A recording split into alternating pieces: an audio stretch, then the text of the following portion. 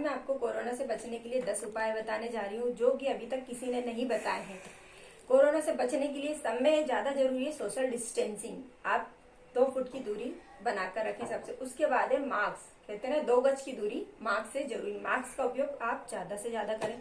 दूसरा, जब भी आपको ऐसा लगे कि हमें थोड़ी सी सर्दी खांसी कफ कुछ हो रहा है तो हमें घर में काढ़ा बनाकर पीना है। काढ़ा बनाने के लिए हमको चाहिए अदरक, तेजपान पत्ता, ये दालचीनी, जायफल, लौंग और ये काली मिर्ची, तुलसी। इन सब को हम थोड़ा सा कूट के गर्म पानी में डालें, उकालें और फिर जब आधा हो जाए पानी उसको छानकर सुबह शाम पिए। इससे भी बहुत ज्यादा आपको रिलीफ मिलेगा। उसके बाद आती है घर में कुछ आप इस समय रखें कुछ टेबलेट। जैसे आपको घर में इस समय मल्टीविटामिन की टेबलेट आपके घर में होना चाहिए। इसकी बहुत ज्यादा जरूरी है हमारे शरीर को। उसके बाद आती है क्रोसिन। क्रोसिन आपके घर में होना चाहिए। क्रोसिन, पैरासीटामॉल, ये बहुत ज्यादा जरूरी है इस वक्त। फिर आती है विटामिन सी। विटामिन सी की टेबलेट आप अपने घर पर रखें। ये भाप के कैप्सूल, इसको भी आप अपने घर पर रखें। और आपके हाथ पैर दर्द कुछ भी होते हैं तो आप डॉक्टर से लिखवा के जो नॉर्मल बीमारियां उनकी टेबलेट आप अपने घर में रख सकते हैं। पर जब भी आप टेबलेट लें आप डॉक्टर के से पूछ कर ही लें। और ये है भाप का कैप्सूल, हमें इसका उपयोग भी करना चाहिए। ये भाप का कैप्सूल, जब आपको गले में कफ लगता है, सर्दी जुकाम ज्यादा होता है तो आप ऐसे कैप्सूल निकालें।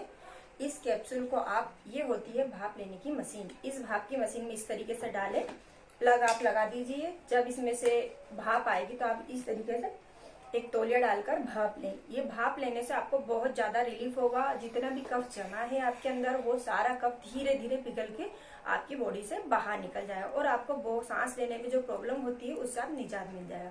उसके बाद आता है घर में रखने की ये थर्मामीटर। थर्मामीटर इस वक्त आपके घर में होना बहुत ज्यादा जरूरी है, क्योंकि जैसे आपको फीवर आता है आप घबरा जाते हैं कि हमें कोरोना हो गया है और जाके हॉस्पिटल में एडमिट हो जाते हैं। इस वजह से दूसरे लोगों से संक्रमित होने की वजह से कई लोगों की मृत्यु भी हो चुकी है। इसलिए आप थर्मामीटर घर पर रखें। आप जांचें, आपका बुखार अगर ठीक ठाक है तो आप घर पर टेबलेट को लेकर आप ठीक हो सकते हैं। जब आपको लगे कि नहीं अब हद से ज्यादा हो रहा है तो अब आप हॉस्पिटल में जाकर एडमिट हो जाए और अपना चेकअप करवा लें।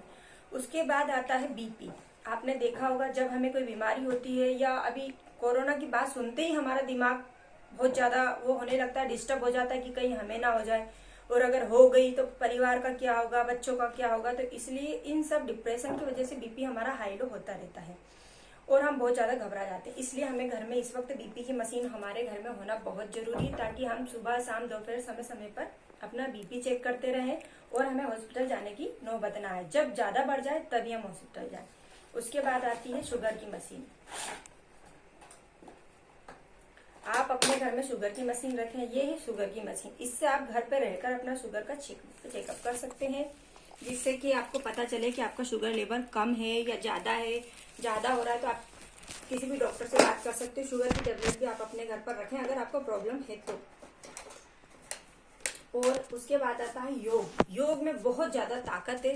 जब पहले ये सब चीजें नहीं थी तब योग के द्वारा ही सारी बीमारियों का इलाज किया जाता था। इसलिए आप सांस लें और छोड़ें, प्राणायाम करें, अनुलोम विलोम करें और वो करें, इस तरीके से सांस को अंदर बाहर करें। और उसके बाद आता है, ये सारी मशीनें आपके घर में होनी चाहिए। थर्मामीटर, ये ऑक्सीमीटर, ये मैंने आपको बताया ये बहुत ज्यादा जरूरी है।